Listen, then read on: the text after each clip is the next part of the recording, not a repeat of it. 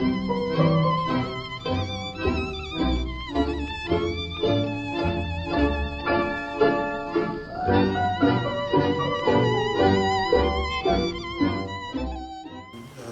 et messieurs, je vous souhaite la bienvenue à la lecture du poète chinois Yu Jian. Je tiens d'abord à remercier, au nom du poète chinois et au nom de tous les participants de la lecture, remercier vivement la Maison de la Poésie de Paris qui nous accueille. Je remercie aussi Michel Deguy et Eddie Gadou, deux directeurs de la revue Poésie, qui acceptent d'inscrire cette lecture dans le cadre des entretiens de la revue Poésie et qui acceptent aussi de dialoguer avec le poète après la lecture.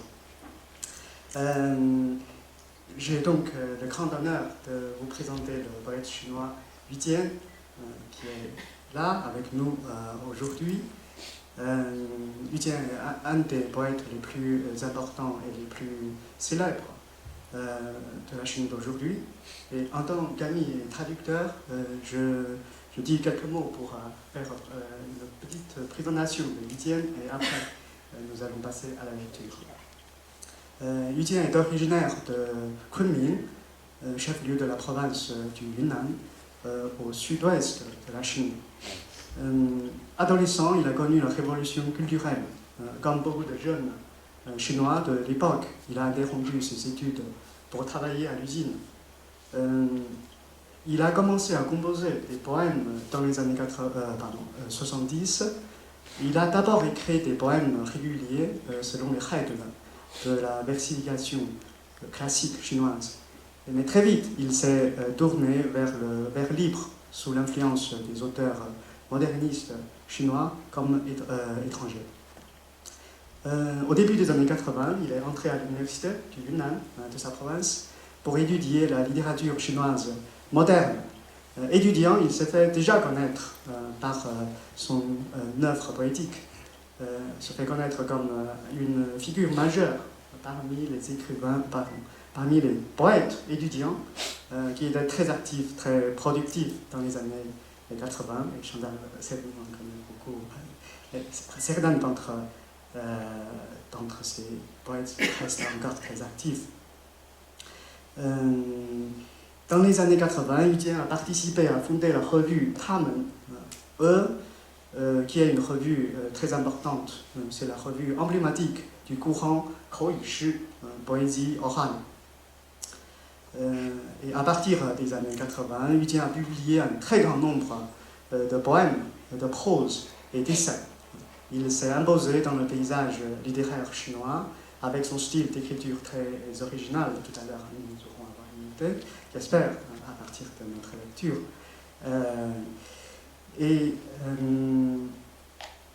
En 1994, son long poème Ling Dang'an, Dossier Zéro, donc il y a une traduction française, tout à l'heure je vais dire encore quelques mots. Dossier Zéro, donc c'est l'une de ses œuvres les plus connues. Dossier Zéro représente la vie d'un Chinois anonyme sous le régime post-totalitaire, rédigé dans une langue parodique mais subversive. Le poème prend la forme d'un dossier administratif secret qui se construit de fiche en fiche, et chaque fiche correspond à un aspect de la vie de l'individu en question. Donc, depuis sa publication, le Dossier Zéro est considéré comme une œuvre fondamentale de la poésie chinoise contemporaine. Ces dernières années, les œuvres de Yu Jian ont remporté plusieurs prix très importants, en Chine comme à l'étranger, dont le prix très prestigieux, le prix le Xun. En 2007, le prix le Xun. Donc, les poèmes de Yu Jian ont été traduits en une dizaine de langues.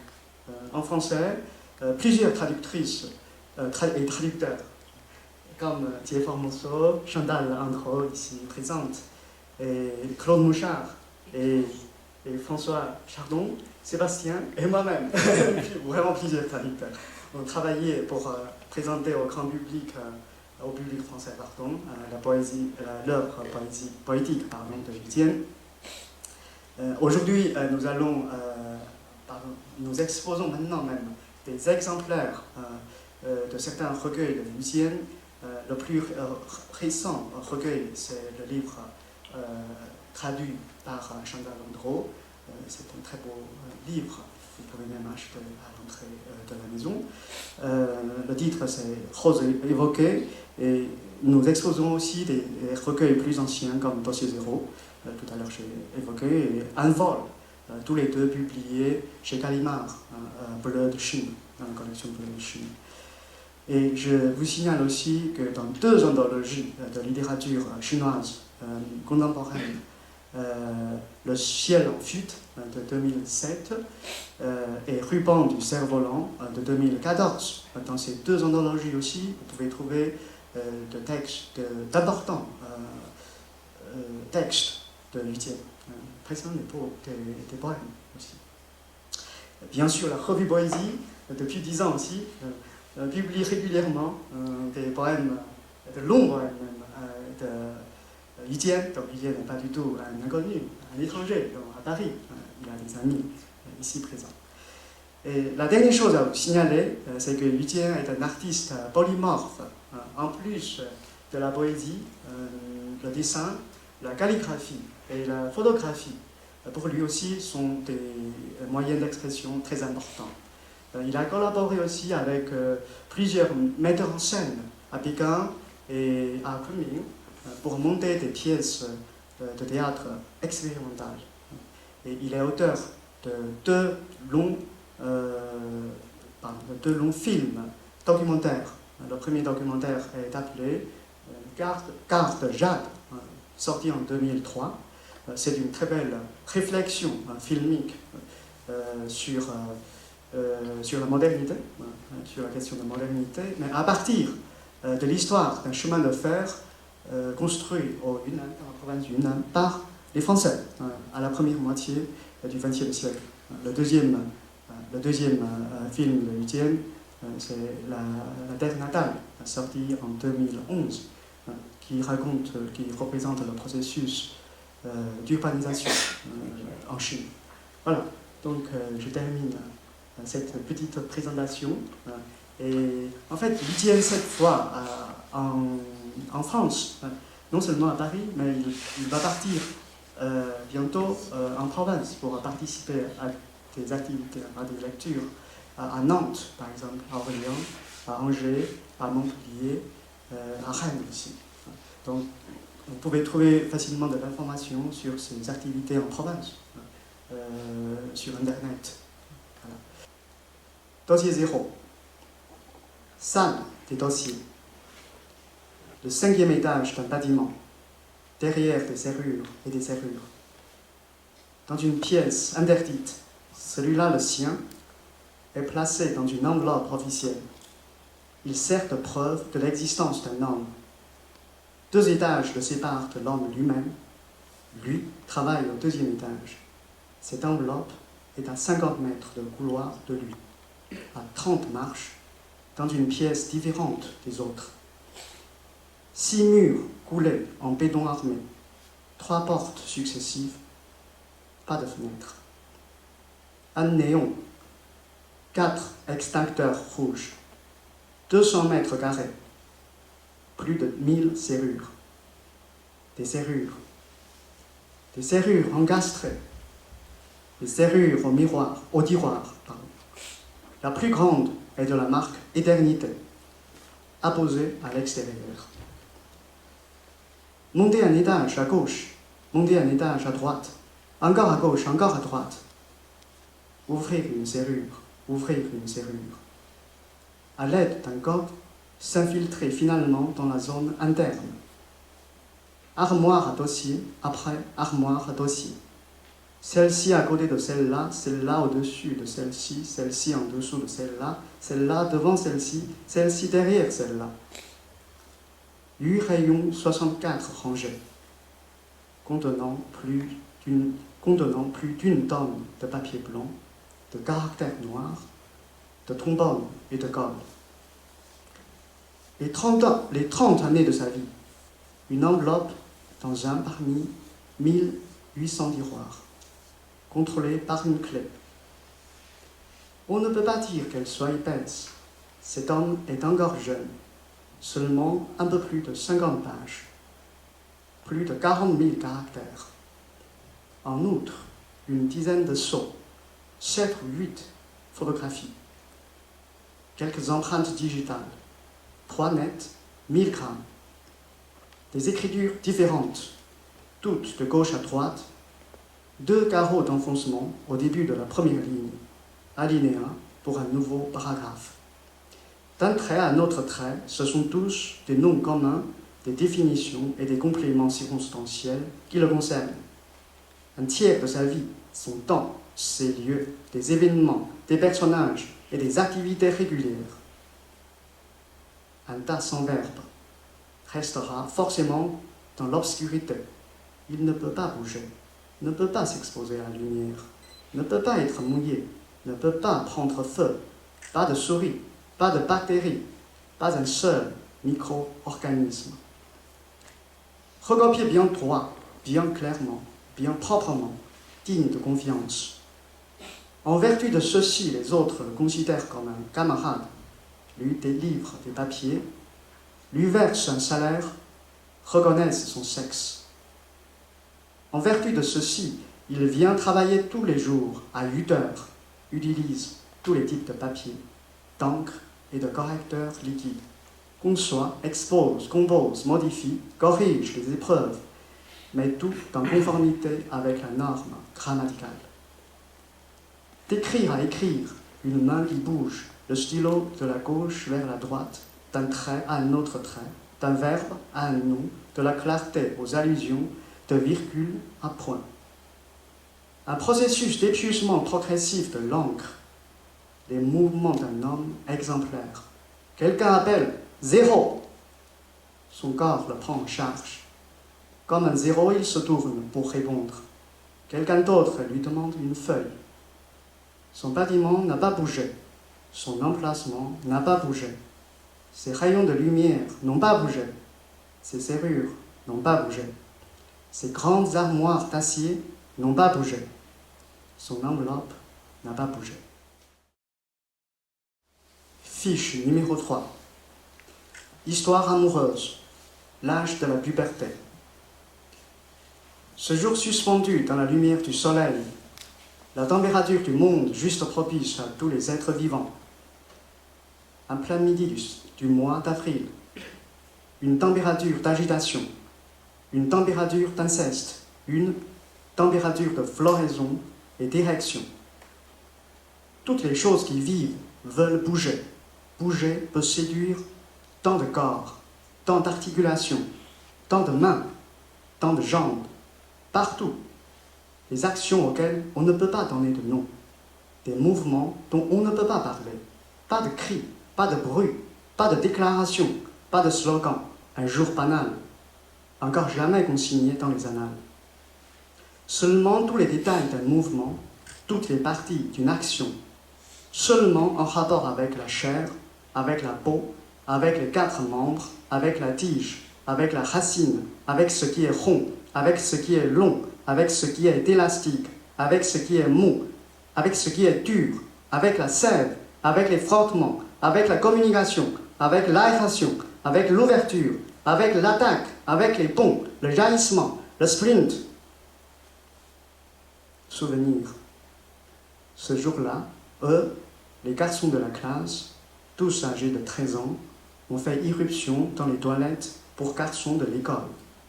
Sur le mur, il est dessiné tout ce qui est interdit. Beaucoup d'actes. L'acte de se masturber, l'acte de violer, l'acte de la syphilis, l'acte de l'héroïne, de mauvais actes comme cela. Se masturber est le premier verbe. Le billet d'entrée des hommes, les mains collées, c'était tout de suite fini. La température était juste comme il fallait. Ayant goûté ce petit plaisir, ces Adam ne trouvaient pas de mots pour se pardonner. Les mots dont ils avaient besoin n'existaient pas dehors. Dehors, il y avait le nom, chère école, le nom salle de classe. Dehors, il y avait le jardin, le bassin, le tableau, le terrain de sport, la salle de lecture, les livres, tous ces noms. Aucun rapport avec la chose qu'ils faisaient de leurs mains. Les garçons ne pouvaient plus se contenir, mais ne pouvaient que faire quelques gestes équivoques. Inventer des mots cotés pour marmonner, se taquiner les uns les autres, parler de cette expérience, sortir des toilettes publiques, aller en cours, écouter le professeur, noter, réciter, faire un contrôle, répondre, passer un examen, réviser. Instruction officielle. Supprimer entièrement les 23 lignes précédentes. Ne pas photocopier, publier, éditer.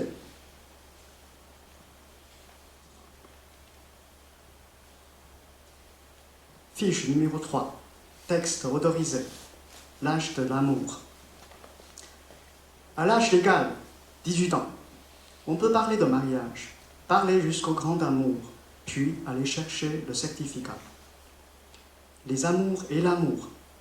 Un problème individuel, c'est un processus parlé, un processus de réduction d'un groupe de personnes à quelques personnes, de réduction à 3 personnes, de réduction à 2 personnes, un processus d'entrée en contact de l'abaisse de la langue avec le palais dur, un processus d'abaissement du palais mou, du passage de l'air par la fosse nasale, un processus de rapprochement ou de contact de la lèvre inférieure et des dents du haut, un processus d'avancement des lèvres pour former un rond, un processus opposant, sons rassemblés et sons éparpillés, sons rugueux et sons lisses, sons sourds et sons sonores, obstruction et absence d'obstruction, sons brusques et sons étirés, tendus et lâches, tons descendants et tons ascendants, la pointe de la langue et la bouche en rond.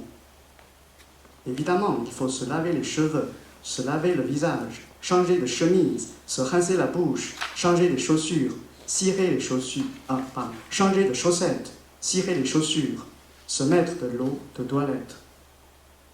Évidemment, c'est le plus bel ensemble, la plus belle paire, la plus belle sorte. Évidemment, c'est à 7 heures. Évidemment, c'est à l'entrée du jardin. Évidemment, c'est les regards de loin et une arrivée qui se fait désirer. Évidemment, c'est les saules de la perche, la prise de l'aube et la lune au déclin. Évidemment, c'est 2 feuilles de papier pour s'asseoir, 2 bouteilles de limonade. Évidemment, c'est face à face sans mot dire, des mots ravalés à peine esquivés, un rire furtif, des paroles étouffées, sauf le temps effraie qu'elle pèle autant. Évidemment, c'est nourrir le même idéal, les cœurs à l'unisson. Évidemment, c'est profondément, à la folie, pour toujours. Évidemment, c'est tâter le terrain. Devine un peu, vraiment, je ne te raconte pas d'histoire. Évidemment, c'est les minauderies, l'intimité. Évidemment, c'est les yeux remplis d'eux, redonnant à peine, pendant dans les scies. Évidemment, c'est un visage en larmes, suppliant les fleurs, mais les fleurs ne répondent pas. Évidemment, c'est tellement, très. Évidemment, c'est la tristesse, le chagrin, le désespoir. Évidemment, c'est la colère changée en joie, les larmes en rire. Évidemment, c'est hésiter, tergiverser, sonder. Évidemment, c'est ne rien comprendre, faire des conjectures, un sourire énigmatique. Évidemment, c'est un petit carré de mouchoir, un essaim de moustique, une chenille, un pissenlit, une rose blanche. Évidemment, c'est le plus beau, gravé dans le cœur et dans les os, inoubliable, irremplaçable. Ah, éternellement la lune, ah, éternellement le sentier, ah, éternellement le vent se lève, ah, éternellement la tombée de la nuit, ah, éternellement il est 11 heures, ah, éternellement le jardin va fermer, ah, éternellement les lampadaires, ah, éternellement l'avenue sans fin, ah, éternellement inséparable, ah, éternellement un regard en arrière, ah, éternellement une silhouette de dos, ah, éternellement un regard langoureux. C'est l'heure, dépêchez-vous, c'est l'heure, dépêchez-vous. Au revoir, Bio, au revoir, Lou. À la prochaine mai, à la prochaine fleur, au revoir, Laure. À la prochaine rose. Conclusion. Écriture cursive, débridée. Verbe intransitif, adjectif, nom, complément, mot. Description, comparaison, métaphore, allégorie, mythe, personnification, antiphrase, humour noir, école des confessions, synesthésie, néoclassicisme, poésie orale, rime initiale, rime interne, rime finale, rhétorique contradictoire, ambiguïté fonctionnelle, style de la terrasse de jade, mélodie de la nature, symbole, maître iambique. Allusion évocatrice, les mots sont proches, les intentions lointaines. L'ennemi avance, je recule. L'ennemi recule, je le harcèle. Un pied de plus pour l'exorciste, 10 pieds de plus pour les démons. Prise de position. Grande réunion, petite réunion, réunion du comité de quartier, notaire, enregistreur, camarades, parents, amis, concierge, responsable, signataire, gardien des sceaux. Pour votre sécurité, bonité, comme vous voulez, cela va sentir, super, n'ayez pas crainte, un couple assorti, d'accord, hochez la tête, approuver, levez la main, applaudir, signer, entendu, pas mal, impec, super, allez, approuver à l'unanimité. 因为从我童年时代开始，中国就是一个档案无所不在的社会。Depuis mon enfance, le dossier administratif qui concerne tous les individus mais qui reste secret existe toujours. Et le dossier, on peut dire, gouverne aussi tous les aspects de la vie chinoise. 我记得我，20几岁的时候，我翻我们家的那个抽屉，我发现一份我那幼儿园的那个档案，那个里面写我有几岁出生什么什么，还有学校对我的那个，非常吃惊，就是。À l'âge de, pour parler de la survenance de l'écriture de Tossidero, à l'âge de 20 ans, j'ai fouillé un tiroir de chez moi et par surprise, j'ai trouvé un dossier qu'on a établi quand j'étais 5 ans, 4 ans à l'école maternelle. Et donc à l'école maternelle, ça existe déjà. Ça existe déjà pour les enfants de bas âge, le dossier. 这个档案呢，从童年时代一直跟着你。那么你是不能看的，因为里面写什么，你是永远不会知道。Le dossier suit la vie d'un individu et en règle générale, on ne peut pas. L'individu n'a pas le droit de consulter son propre dossier. Bien sûr, pour l'école maternelle, c'est quelque chose. Le fait qu'il a trouvé le chemin. 如果你从一个单位调到另外一个单位，那么这些单位是根据你这个档案来决定你是一个什么样的，怎么样对待你。Donc si par exemple, quand on change de travail, on se déplace d'une unité de travail à une autre unité de travail, le dossier suit. Et le nouveau chef de l'entreprise ou d'une unité de travail plus classique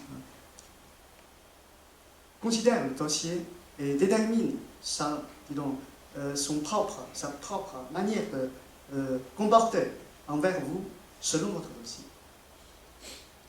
但是呢，我在写这个诗的时候，我一方面是这个现实给我的这个经验，但是呢，我觉得仅仅处理现实对于诗来说是不够的，所以我实际上是在语言的层面来想象这首诗。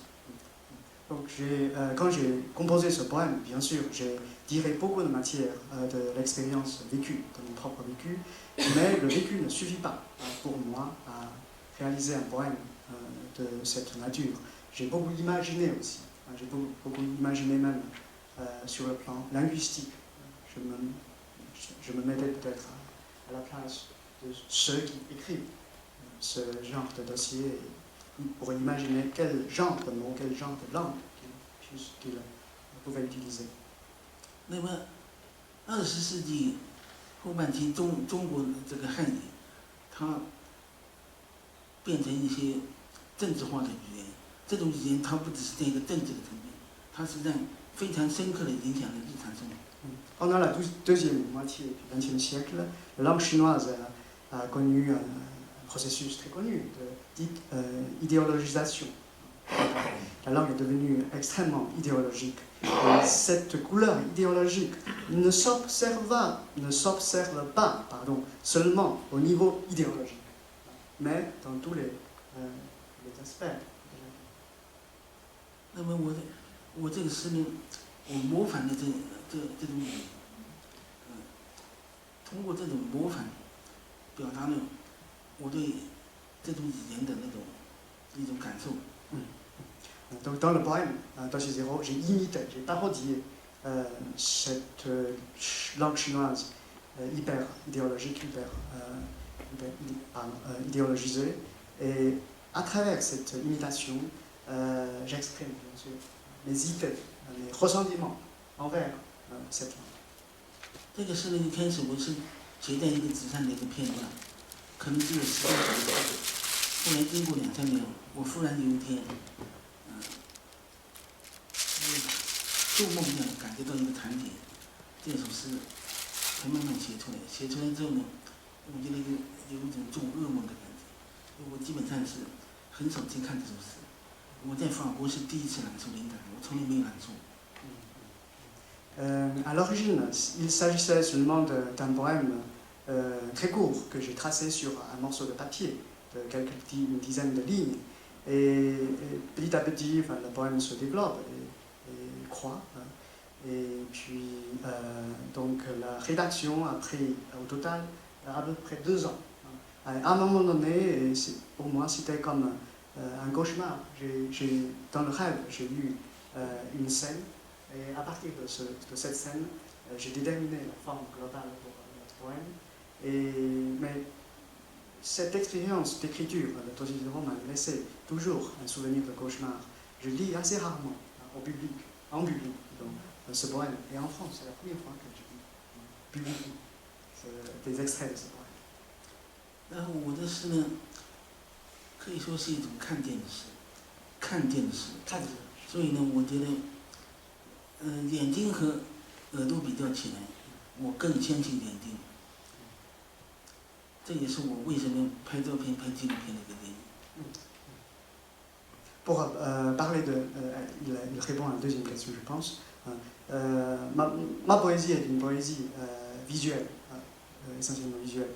Et pour moi, la visualité est quelque chose d'extrêmement important. Je m'appuie davantage sur le regard que sur l'oreille. 这也是我童年时的一个很重要的经验，就是在中国，人们更主张你去听，就听，有很多高音喇叭在文革的时候，让你去听，就不让你看。那么其实我后来发现，我应该去看，这也是我为什么做这些事情的很重要的。C'était aussi donc, l'importance de la visualité dans mon travail poétique et artistique en général. Et est aussi profondément lié avec mon propre vécu. Quand j'étais adolescent, j'ai connu la révolution culturelle et même enfant, j'ai connu aussi des mouvements idéologiques. Et les adultes me demandaient toujours d'écouter quelque chose, d'écouter les haut-parleurs par exemple, qui refusaient les slogans communistes. Et on m'a demandé de ne pas regarder. Et pour moi, donc, si on parle de ma propre écriture postérieure, c'est peut-être une forme de réaction contre cette attitude imposée par les adultes que j'ai connu enfant. 在看见的尽头，你才能听见真正的声音。在看见的尽头，终点，你才能听见真正的声音。On va passer 1 heure pour parler. Donc, il a dit, au bout de la vue, on peut entendre.